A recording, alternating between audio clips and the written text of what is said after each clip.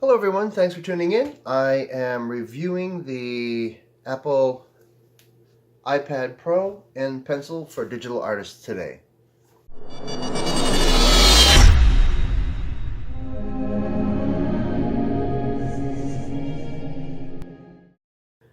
I picked up this iPad Pro as a way to be portable and work, hoping that maybe it would free me up from my desktop and I have a 22 HD Cintiq, so it doesn't really make me portable in any sense of the word.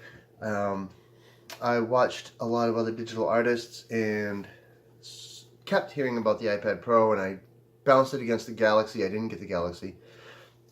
But what we do have is a 12.9-inch iPad Pro. And I got the Apple Pencil with it. And I'm gonna go over the good, bad, and the ugly, my first impressions. I've worked with it now for 2 or 3 days. To get a feel for it, and I thought other digital artists might find this helpful because I mean it's an investment. It was a heavy investment for me anyway. So let's start by taking a look at the physical product. It's fine. It feels nice in the hand. This is the good. It does, however, make me nervous to carry it around without the case. It's easy to work with, but it feels like I could drop it. It feels fragile. I don't know. It's in my head that it the glass and it's breakable, whatever. But it's pretty easy to handle, and I mean it's light. It travels well, but I felt a lot more secure with the case. Once I ordered the case, I felt like it was really ready to travel. However, the case that I purchased is one of these like rotating cases, and I thought this would be neat because it's got this thing that you can set it like this. It's a little bit of a curse, actually. I find the rotating case to be a bit irritating. I want this to detach when I don't want all this business. I would like to just have this. And the rotating business blocks the camera, and yeah, I don't know about the rotating case. But this review isn't about the case. This is about the iPad. So the iPad Pro unlocks with a thumbprint, which is kind of neat, but a little unsettling at the same time. Because I know that social media gets all of my information on everything I do, and I don't know. It feels weird giving somebody my thumbprint. But you can turn that option off. That doesn't need to happen. The pencil is comfortable. I really enjoy this stylus. Wacom, I hope you're watching, because this is what a stylus should be, not those big, fat, bulky things that you give everybody. The pencil comes with an extra tip, an extra nib, and it comes with this charging adapter and this, and these are, I'm sure Apple's quite pleased with themselves because they probably sell millions of these when they get lost. But you can't charge the pencil on a wall charger without that adapter. It will go into your iPad. However, this doesn't come with a charger. The iPad does. And I really kind of find that irritating. I feel like the pencil for $100 could come with a charger. And I can't charge my iPad and the pencil at the same time because you need to charge the pencil. So that's kind of the bad. Also, the iPad does not have a USB port. I know, they're cutting edge and whatever. It's supposed to be this is really just a big phone. But I feel like I really needed a USB port. It's a huge hassle to put everything into a cloud. Sometimes I don't always have access to a cloud drive. And I would like to just pop out the thumb drive and put it in my desktop and go back to work without messing with upload, download, waiting. And when I put things in Dropbox and try to grab it on this, some software sees it, some software doesn't. It's kind of a hassle. I'm new to Apple as well. This is my first Apple product. But I really find that missing USB is a real shortcoming. Sometimes I would like to just plug in a mouse. I ordered a Bluetooth keyboard for this, but it's coming from China. I didn't know that, but it's coming. So let's take a look at the software. Right off the bat, it boots up real quick and operates like any Apple product. I automatically downloaded Procreate. That seems to be the go-to software. I also got Art Studio Pro just because I'm a big fan of Borodante, and he uses it. It does look like Photoshop in the menus, but it's not Photoshop. Let's just face it. So let's open up a something. I don't know. I've got a bunch of scribbles that was going on here. So the color on this is great. It really operates like you expect. The Procreate menus are pretty easy to navigate, and the brushes are immediate. It's super fast. I don't know if you can see this. Let me grab a darker color here. It really does operate really smooth. I mean, drawing with it is fun. Here's like one of the really great things about it for me. This Liquify is just immediate. Even on my desktop, if I do that with that size brush, I'm waiting for that forever to do what I want it to do. So as far as working like this, it really is great. I found a lot of the tools really useful. I wish some of these would translate to Photoshop. You can export the brushes as ABR, so that's kind of nice. I might pull a few of these in. But like I said, getting images like reference images from Pinterest or something on here is a gigantic hassle. I can't just right-click and save. I find that really frustrating because it's going through the Pinterest app. However, I found that if I went to the website of Pinterest, I could finagle it to save as and then import in here, but that I just find it irritating that I can't copy something and paste it in when I want a reference image. So that's frustrating, but that's an Apple issue. That's not the software issue. And it feels like Apple doesn't trust you to have access to the operating system or the files. So even if you browse files, it doesn't show you files. I'll show you what I mean here. If I want to, let's go back to the gallery.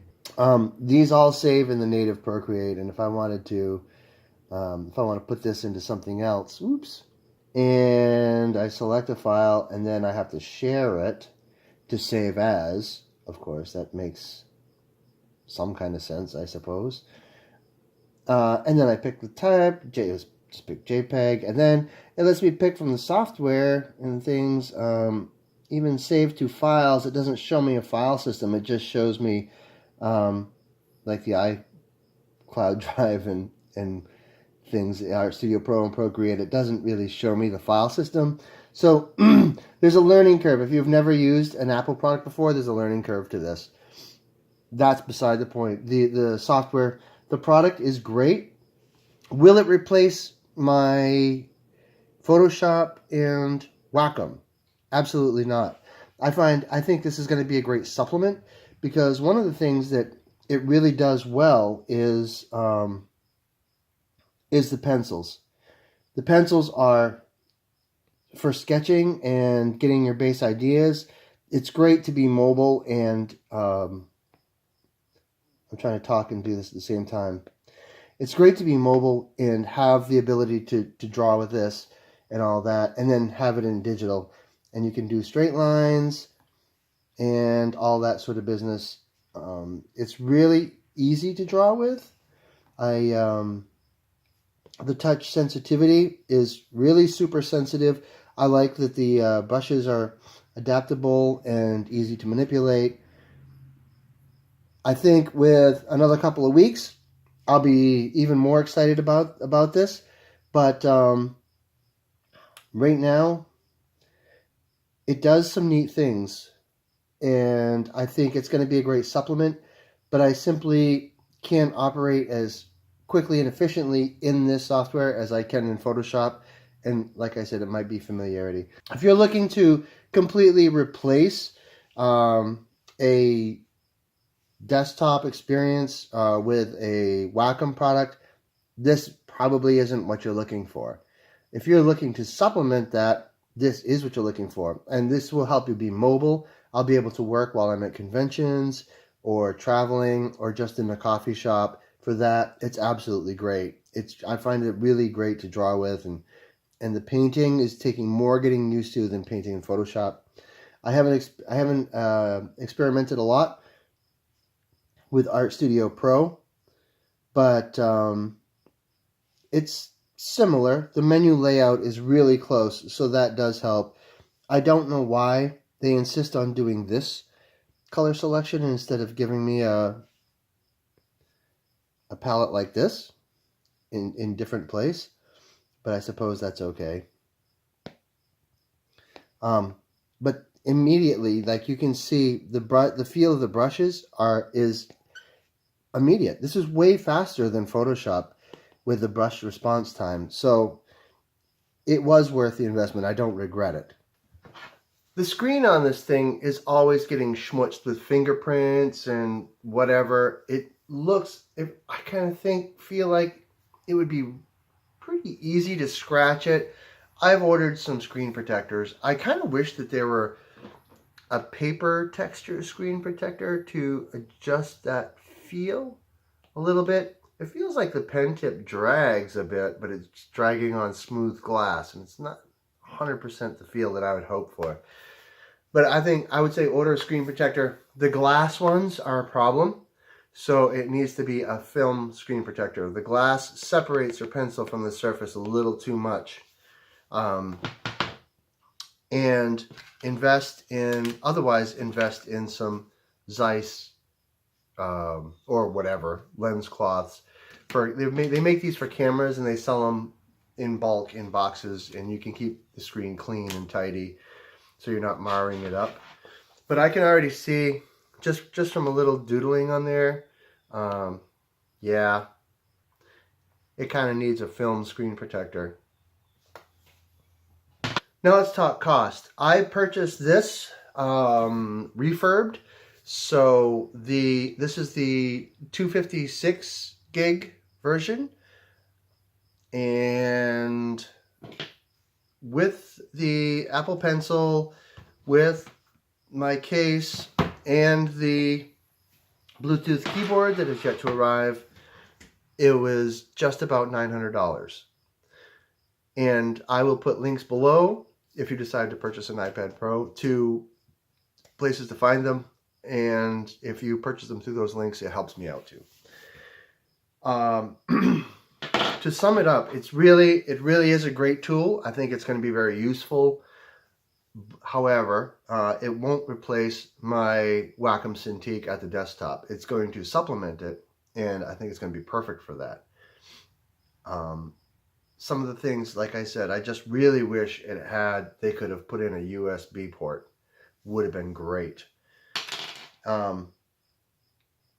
But that's my biggest frustration, is really that stupid USB port. Why can't you have USB? Anyway, for a digital artist, this really is a great tool. Let's be fair. This is like wonderful. The software Procreate was pretty cheap. Art Studio Pro is pretty cheap. I think they're like $10 a piece. It really is handy and portable. It flows. It's super fast responsive with the brushes and the painting. And I am sure that with practice, in no time, you'll be painting like the pros. But it certainly is making my studies much more productive. If it doesn't make my work more productive, it makes study more productive.